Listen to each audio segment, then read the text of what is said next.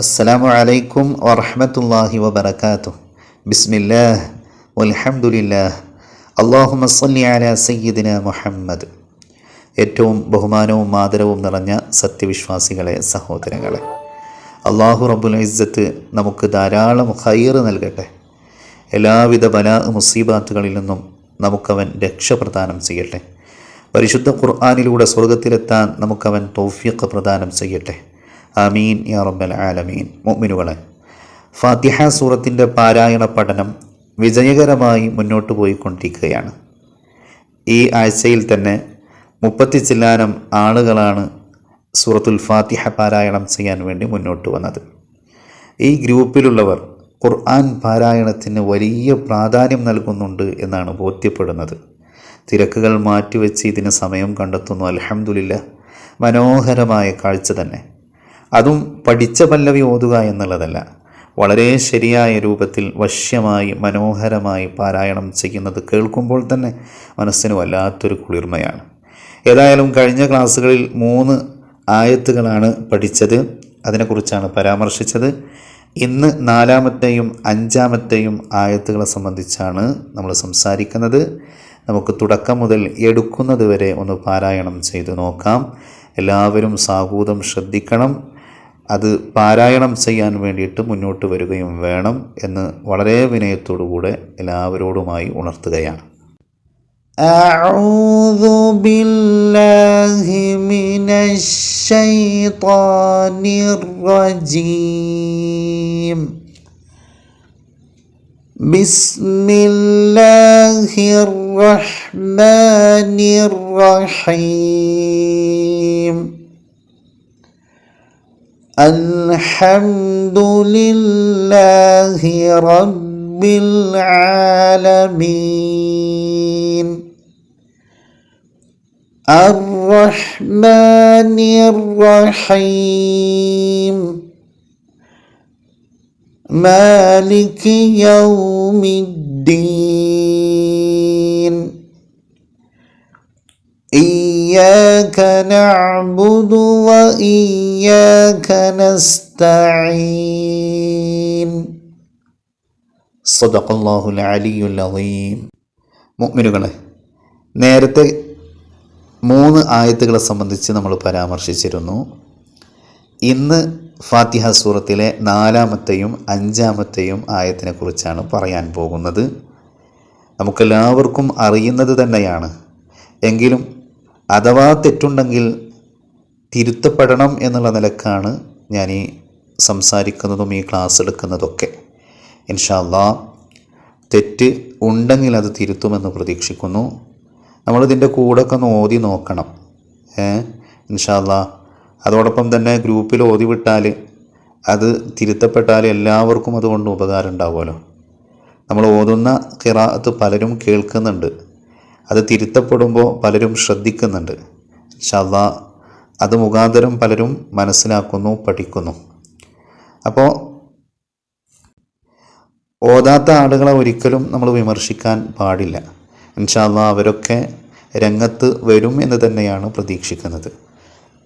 ഇന്ന് 4-ാമത്തെ ആയത്ത് നമുക്ക് ഒന്ന് ഓതി നോക്കി അതിനുശേഷം അതിനെ സംബന്ധിച്ചൊന്ന് പറയാം. മാലികി യൗമിദ്ദീൻ. Maliki Maliki യൗമിദ്ദീൻ. ഇതിൽ 3 പദങ്ങളാണ് ഉള്ളത്. നിങ്ങൾ ശ്രദ്ധിച്ച് കാണും, സ്ക്രീനിൽ കാണുന്നത് പോലെ മാലികി മാലികി. 2-ാമത്തെ പദം യൗമി യൗമി. പിന്നീട് അദ്ദീൻ എന്നുള്ള പദമാണുള്ളത്. മാലികി എന്ന പദം നമ്മൾ പറയുമ്പോൾ മീം 2 ചുണ്ടുകൾ ചേർന്ന രൂപത്തിലാണ് പറയേണ്ടത്. മ മ.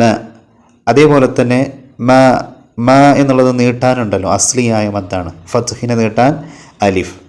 2 ഹർക്കത്താക്കപ്പെട്ട അക്ഷരങ്ങൾ മൊഴിയാൻ എത്ര സമയമാണോ എടുക്കുന്നത് ആ സമയമാണ് നമ്മൾ നീട്ടേണ്ടത്. മാലിക്കി മാലിക്കി മാലിക്കി എന്നുള്ള ഓവറായിട്ടുള്ള നീട്ടൽ നമ്മുടെ ഖിറാഅത്തിലുണ്ടെങ്കിൽ അത് ഒഴിവാക്കേണ്ടതാണ്. അതോടൊപ്പം തന്നെ ലാമ് കസ്ർ ചെയ്ത രൂപത്തിൽ പറയണം. മാലിക്കി എന്നുള്ളതിലെ ആ കാഫ് മൊഴിയുമ്പോൾ ഖാഫായി പോകുന്നതും ശ്രദ്ധിക്കണം. ഖാഫ് പുള്ളിയുള്ള ഖാഫായി പോകുന്നതും ശ്രദ്ധിക്കേണ്ടതാണ്. മാലിക്കി, മാലിക്കി എന്നുള്ളതല്ല. അറബി ഖുർആൻ അതിനൊക്കെ ഒരു ശൈലി ഉണ്ടല്ലോ. മാലിക്കി. പിന്നീടുള്ള പദം യൗമി, യൗമി, യോമി എന്നുള്ളതല്ല. യാ പറയുമ്പോൾ തന്നെ ചുണ്ടിങ്ങനെ കൂടി വരാൻ പാടില്ല. യൗമി, യാ എന്നുള്ള അക്ഷരം പറഞ്ഞതിന് ശേഷം വാവ് പറയാൻ രണ്ട് ചുണ്ടിൻ്റെ ഭാഗങ്ങളും ഇങ്ങനെ കൂടി വരണം. യൗമി, മാലിക്കി യൗമി.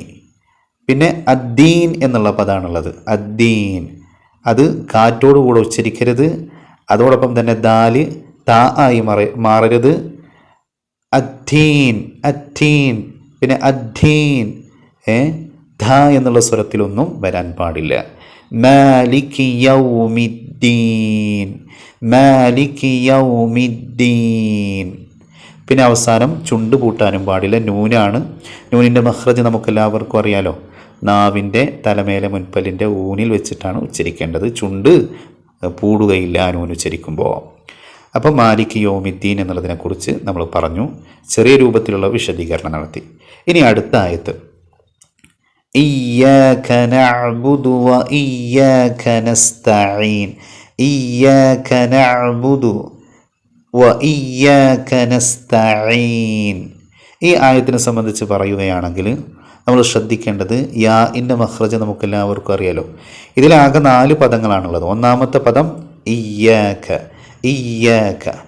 ഷദ് ഇല്ലാതെയും ഉച്ചരിക്കാൻ പാടില്ല, അമിതമായ ശബ്ദം കൊടുക്കാൻ പാടില്ല. ഇയ്യാക അത് ഖിറാഅത്തിൻ്റെ ഭംഗി നഷ്ടപ്പെടുത്തും.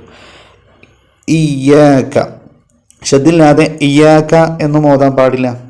ഇയ്യാക, ഇയ്യാക. പിന്നെ നഅ്ബുദു, നഅ്ബുദു, നഅ്ബുദു. നഹ്ബുദു എന്നോ നഅ്ബുദു എന്നോ പറയരുത്. നഅ്ബുദു തൊണ്ടയുടെ മധ്യത്തിൽ നിന്ന് ഐനിൻ്റെ സ്വരം വരണം. നഅ്ബുദു, നഅ്ബുദു. ബു ദു എന്ന് പറയുമ്പോൾ 2 ലൊമ്മാക്കപ്പെട്ട അക്ഷരങ്ങളാണ്. ലൊമ്മാക്കപ്പെട്ട അക്ഷരങ്ങൾ പറയുമ്പോൾ ചുണ്ട് കൂർത്ത രൂപത്തിലാണ് അത് ഉച്ചരിക്കേണ്ടത്. ലൊമ്മാക്കപ്പെട്ട അക്ഷരങ്ങൾ പറയുമ്പോൾ ചുണ്ട് ഇങ്ങനെ കൂർക്കണം. നഅ്ബുദു, നഅ്ബുദു. പിന്നെ മൂന്നാമത്തെ പദം വ ഇയ്യാക, വ ഇയ്യാക. ഹംസ പോയി പോകുന്നത് ശ്രദ്ധിക്കണം. വ ഇയ്യാക, വയ്യാക എന്നല്ല, വ ഇയ്യാക. നസ്തഈൻ എന്നുള്ളതാണ് 4ാമത്തെ പദം. നസ്ത, നസ്ത, നസ്ത, നസ്തഈൻ, നസ്തഈൻ. ഐന് ശ്രദ്ധിക്കണം. നസ്തഈൻ എന്ന് ഓതാൻ പാടില്ല, നസ്തഈൻ. അതോടൊപ്പം തന്നെ ഈ ആയത്ത് ഓതുന്ന സമയത്ത് എവിടെയും നിർത്താൻ പാടില്ല. ചില ആളുകൾ ഇയ്യാക നഅ്ബുദു വ ഇയ്യാക നസ്തഈൻ എന്ന് ഇയ്യാക്കൻ്റെ അവിടെ നിർത്തി ഓതുന്നതായിട്ട് കാണാറുണ്ട്. പക്ഷേ നമ്മുടെ ഉസ്താദുമാരിൽ നിന്ന് കേട്ടത് അവിടെ ഒന്നും നിർത്താൻ പാടില്ല എന്നുള്ളതാണ്. പല തെറ്റിദ്ധാരണകളുമാണ്. ആ സാഹചര്യത്തിൽ ഇയ്യാക നഅ്ബുദു വ ഇയ്യാക നസ്തഈൻ എന്ന ആ നിർത്താത്ത ഓത്ത് തന്നെ നമ്മൾ പഠിച്ച് അത് ശീലിക്കണം ഇൻഷാ അല്ലാഹ്. അപ്പോൾ ഇന്ന് 2 ആയത്തുകളെ സംബന്ധിച്ചാണ് നമ്മൾ പറഞ്ഞത്. ആ 2 ആയത്തുകളും തുടക്കം മുതൽ അഊദു ബിസ്മി അതൊക്കെ ഓതണം. അതോടൊപ്പം തന്നെ ഈ 2 ആയത്ത് ഓതാൻ ശ്രദ്ധിക്കുക, അത് ശരിയാക്കാൻ ശ്രമിക്കുക ഇൻഷാ അല്ലാഹ്. അല്ലാഹു റബ്ബുൽ ഇസ്സത്ത് നമ്മുടെ ഹൃദയത്തിൻ്റെ നൊമ്പരങ്ങൾ അത് നീങ്ങിക്കെട്ടാൻ പരിശുദ്ധമായ ഈ ക്ലാസ് സബബാക്കുമാറാവട്ടെ. നമ്മുടെയൊക്കെ ആഖിബത്ത്, നമ്മുടെ പ്രവർത്തനങ്ങളുടെ അന്ത്യം അല്ലാഹു വിജയിപ്പിക്കട്ടെ. ആമീൻ യാ റബ്ബൽ ആലമീൻ. അസ്സലാമു അലൈക്കും വറഹ്മത്തുള്ളാഹി.